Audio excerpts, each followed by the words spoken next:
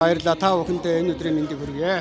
За завхан сумаар оголсон бүх хүмүүсийн туран цугларч сумынхаа түүх 100 жилийн залгалтыг өргөн дэлгэр хийж байна. Сумын манд олон сайхан хүмүүс хүрэлцэн иржээ. Тэгээд энэ хүмүүстэй та бас сайхан мэндчилгээ дэвшүүлж, за тэгээд аав ээж нутаг усныхаа нэрийг өндөр төргөж энэ сайхан төрийн дээд шагнал гавьяат цолыг хүртсэн ажил хөтөлбөрийнхаа талаар бас та нутгийнхаа хүмүүст бас сэтгэлдээ илэрхийлээрэй.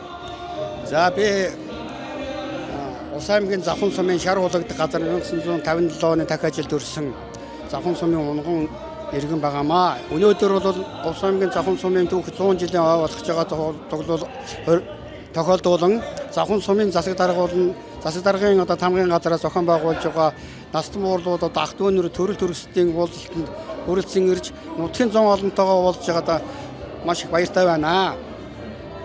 За намайг одоо Өрөөгийн Батчир гэдэг Монгол Улсын хүний гавьяат эмч, ангаа ухааны магистр, дэд профессор, жудо самбухын олон улсын хэмжээний мастер ийм цолтой хүн байна.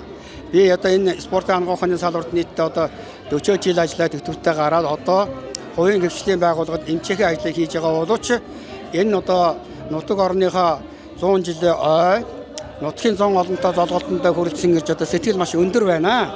Ингээ та бүхэндээ энэ ажлыг зохион байгуулж байгаа алс холоос ирж одоо та бүхэн нутгийнхаа 100 олныг хүлээж авч үйлчилж байгаа танилцуулж наадам зохион байгуулалт үйл ажиллагаагаа эхэлж их сайхан явуулж байгаад нэг талархаж байна.